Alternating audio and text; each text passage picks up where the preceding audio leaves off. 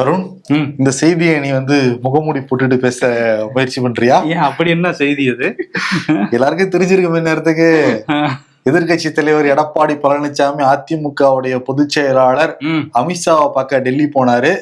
மெயினா அவர் பார்க்க போனது சிபி ராதாகிருஷ்ணனை தான். காலையிலேயே எஸ்பி வேலுமணி, கேபி முனுசாமி, அதுக்கப்புறம் சிவி சண்முகம், இன்பதுரை, தம்பிதுரை அப்படின்னு சொல்லிட்டு ஒரு பட்டாளத்தோட சிபி ராதாகிருஷ்ணனுக்கு வாழ்த்து தெரிவிச்சுட்டு 4 மணிக்கு தான் அப்பாயின்மெண்ட் கொடுத்துருந்தாங்களாம். ஆனா 8 மணிக்கு தான் திருப்பி ரீஷெட்யூல் பண்ணப்பட்டிருக்கு அமித்ஷாவோடது. ஒருவேளை இவரு டைம் கொடுக்கலன்னு நினைச்சேன். எடப்பாடி நான் 8 மணிக்கு தான் வருவேன் இல்லையா? அதான் அமித்ஷா பக்கம் தானே போயிருக்காரு.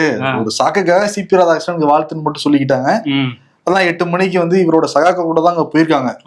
போனது இனோவா கார் எல்லாரும் ஒன்னா போயிருக்காங்க. உள்ளுக்குள்ளார ஒன்னா பேசி ஒரு 10 நிமிஷம் 1/4 மணி நேரம் பேசுனதுக்கு பிறகு தன்னுடைய சகாக்கள் எஸ்பி வேலுமணி, அந்த கேபி முனுசாமி அன்கோ வெளியே அனுப்பிட்டு ஒரு டிரான்ஸ்லேட்டர் மட்டும் வச்சுட்டு எடப்பாடி பழனிசாமி தான் சொல்ல வர விஷயத்தை எல்லாத்தையுமே அந்த டிரான்ஸ்லேட்டர் மூலமாக அமித்ஷாவுக்கு மொழிபெயர்த்து சொல்லியிருக்காரு. அமித்ஷாவை எதுவும் தனியா கூப்பிட்டு மிரட்டி இருக்காரா? ஏன் அவங்க எல்லாம் அனுப்பிச்சு விட்டாரு? ஏதோ தனிப்பட்ட முறையில பேசுறதுனால. ஏன்னா எது சொன்னாலுமே உள்ள கசிஞ்சிருது, வெளியில போயிடுது.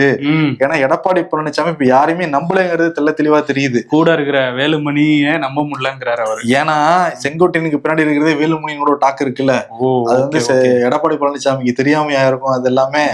அதனாலதான் நம்ம எதா இருந்தாலும் நம்ம டைரக்டா டீல் பண்ணிக்கலாம். அவரை இவங்க எல்லாம் வச்சுட்டு பேசுறப்ப அவங்க ஏதோ ஒரு ஆலோசனை சொல்றேங்கிற பேர்ல நம்மள இன்னும் குட்டையே தான் குழப்பிக்கிட்டு இருக்காங்க அதிமுகக்குள்ளார அப்படின்னு சொல்லிட்டு திருப்பி என்ன சொல்லிடுறாரு அப்படின்னா, நிறைய விஷயங்கள் சொல்லிடுறாங்க. நீங்க முன்னாடியே நாங்க சொல்லிட்டோம், பிரிஞ்சு போனவங்களும் ஒண்ணு சேர்க்க கூடாதுன்னு சொல்லிட்டு அந்த நிலைப்பாடுல நாங்க ரொம்ப ஸ்ட்ராங்கா தான் இருக்கோம். என்னுடைய சகாக்களும் அப்படிதான் ஸ்ட்ராங்கா தான் இருக்காங்க. அதனாலதான் அனுப்பிச்சு விட்டேன் முன்னாடியே ஸ்ட்ராங்கா இருக்கனால. அது ஒரு பாயிண்ட் சொல்லியிருக்காரு. ரெண்டாவது என்னன்னா, இப்ப இருக்கிற திமுக அமைச்சர் நிறைய பேர் ஊழல் பண்ணிருக்காங்க, அந்த வழக்கெல்லாம் நீங்க தூசி தட்டி எடுக்கணும் அப்படிங்கறத சொல்லியிருக்காரு.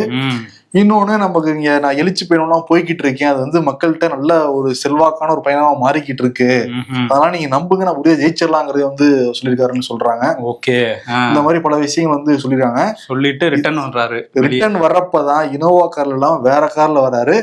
வேற கார்ல வர்றப்ப இந்த மாதிரி முகத்தை மூடிட்டாரு. அது என்னன்னா ஒண்ணும் இல்ல, டெல்லியில பொல்யூஷன் அதிகம் நம்மளே பேசியிருக்கோம், சரி பொல்யூஷன்ல இருந்து தப்பிக்கலாம்னு மூடி இருப்பாரு. ஆனா உலக வரலாற்றுலயே ஒரு தலைவரை மீட் பண்ணிட்டு ஒரு தலைவர் வெளியே வர்றப்ப முகமூடி போட்டுட்டு வந்த ஒரே நபர் யாரும் எடப்பாடி பழனிசாமி தான் இருக்க முடியும். ஒருவேளை இவர் மக்கள் பிரச்சனையை பேசுறதுக்காக தான் அங்க போயிருப்பாரு. மக்கள் பிரச்சனையில அந்த துக்கம் தொண்டையை அடைச்சு அழுதுகிட்டே வெளியே வந்திருப்பாரு மக்களை நினைச்சு. இதெல்லாம் ஓவர் கற்பனையா இருக்குமா? அவங்க மக்கள் பிரச்சனை நினைச்சு அழுக போறாங்க. இதெல்லாம் நம்புற மாதிரியா இருக்குன்னு நம்மளே சொல்லிக்க வேண்டியதான். பட் ஆனா அந்த மாதிரி போயிருக்காரு, மூடிட்டு போயிருக்காரு.